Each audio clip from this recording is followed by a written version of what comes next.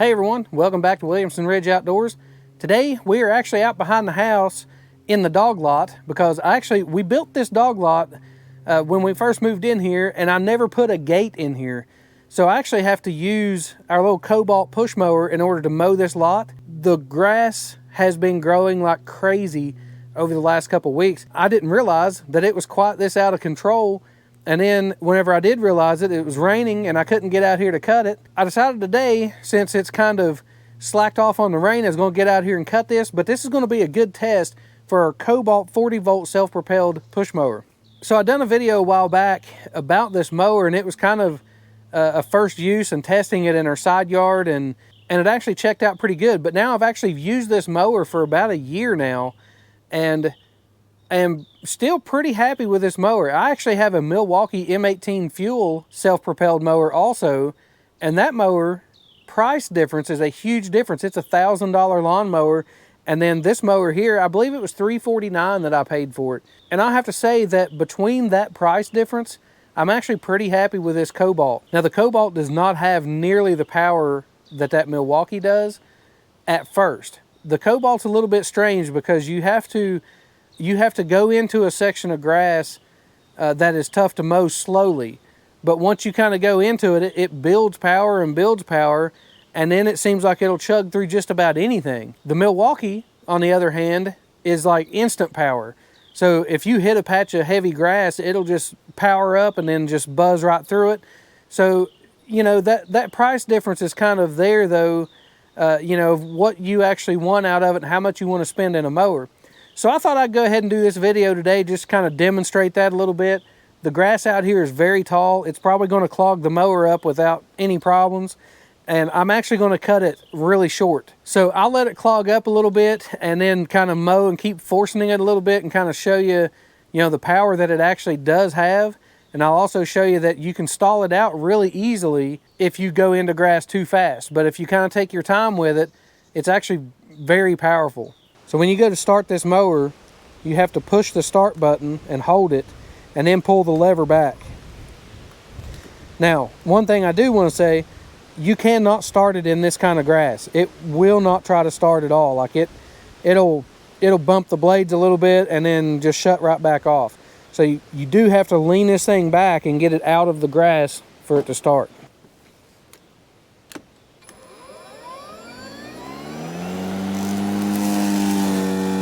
And then you can set it down into the grass. So I'm gonna try to carry you along with me here. I'm gonna set the mower on the slowest speed that it will go. And I'm just gonna go right down through the middle here to start with.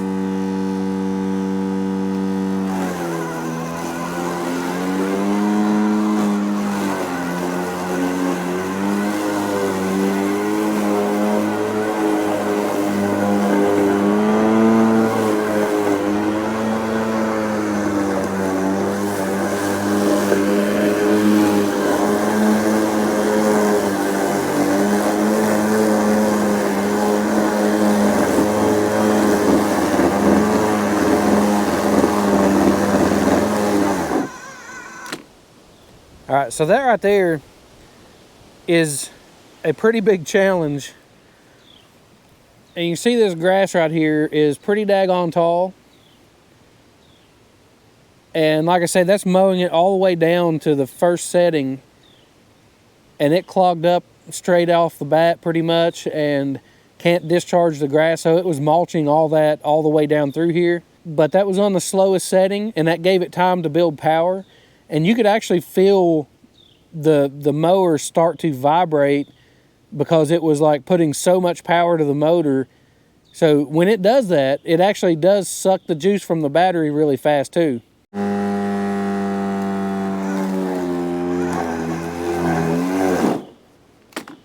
So you can see if you go into something pretty quick, it'll just stall it out.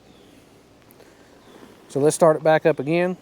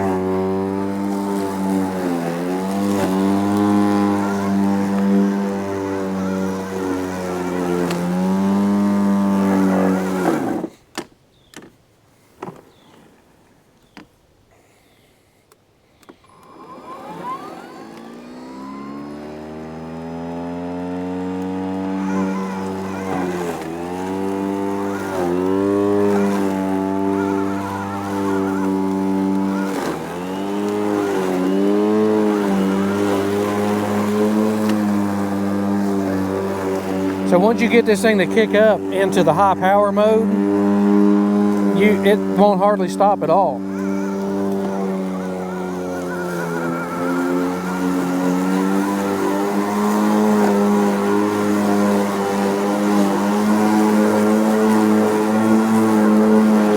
don't know if you can hear that on the camera, but the lawnmower like got a lot louder, and you can hear that the motor's like straining more.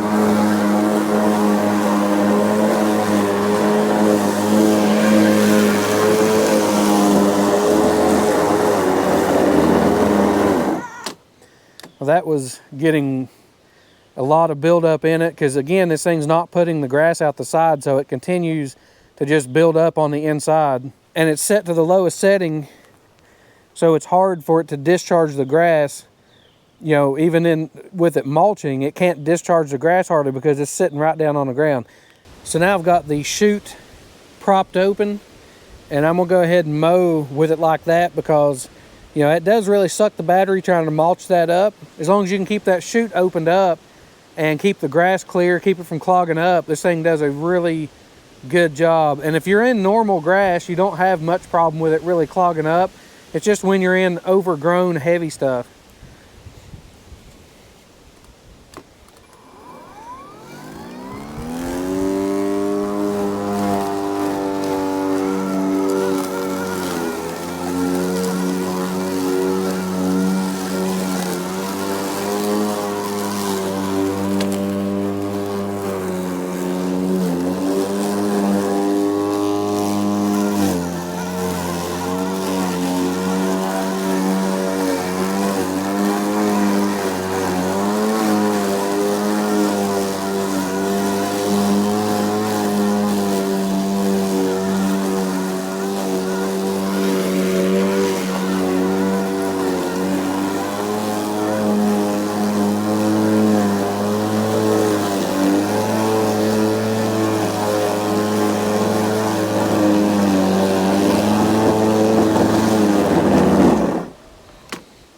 All right, so my door was kind of closing on me, and I let it get too far closed. It stopped up.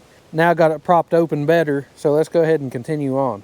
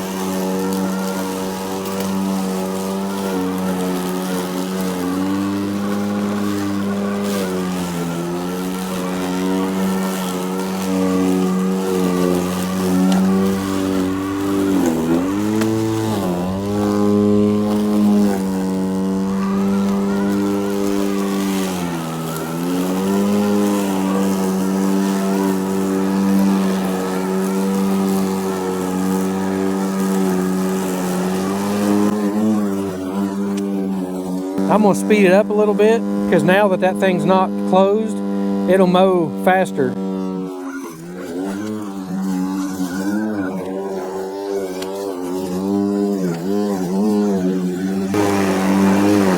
Uh-oh, too fast. So that just got too much to be able to put out the chute completely. So I'm gonna slow it back down just to make sure we don't keep clogging up.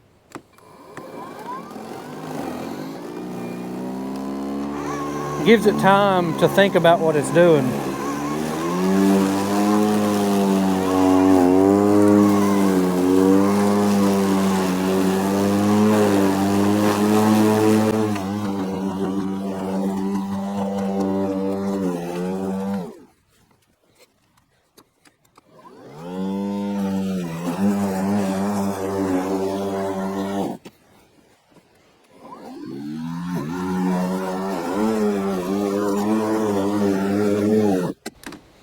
Just a little bit too much for it.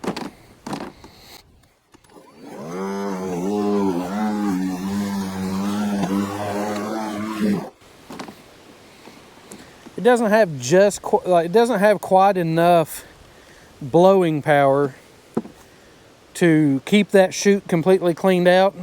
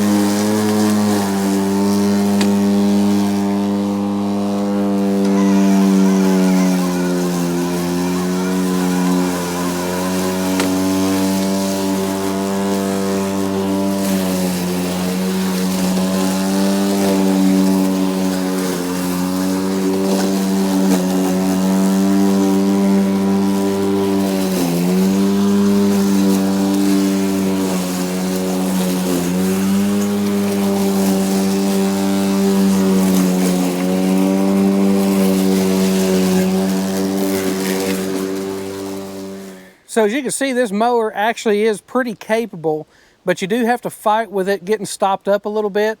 It just doesn't quite produce enough airflow or whatever to be able to really shove everything out of the chute. But this is kind of the extreme too. Now this lot right here is only a 20 foot wide by 50 feet long lot, so it's not very big, and it used most of the 6 amp hour battery to mow this. And everything that I've used it for, you know, under normal circumstances, you know, it actually does a really good job, and it powers through stuff that maybe does have a few thicker areas. And the battery is pretty satisfactory. It'll last, like this right here probably didn't take me 20 minutes to mow, but where it was under such a load the entire time, then it depletes the battery pretty quick. But if you're in normal circumstances, you can expect to get 30, 45 minutes, you know, possibly out of the battery. So it will cover quite a bit of an area. So if you take your time with this mower and kind of just work your way into it slowly, it will actually build enough power to cut through just about anything, especially if you can kind of keep that chute cleared out and keep it cleaned out. Once it stops up, it's actually pretty easy to unstop. I don't know why this mower seems to be different from some of the gas mowers that I've used, but if you let the mower turn off, then the grass will just fall right out of the chute, and then you can just start it back up and go again. But the problem is just having to start and stop a bunch of times every time this thing does clog up. So that's the only thing that I can really say for the money. I wish that they would have redesigned a little bit, or maybe put a little bit better way to get more airflow through it to be able to kind of keep that chute cleared out. But like I say, under normal circumstances, I really haven't ran into that problem. It's just this really tall and high volume of grass that it just can't move out of there that quick. So if you'd like to see more videos on this mower and maybe actual run times and stuff on it, make sure to hit that thumbs up button, leave a comment down below letting me know if there are specific things you would like to see with this mower. Thanks for watching, and until next time, have a blessed day, and we'll see you on the next one.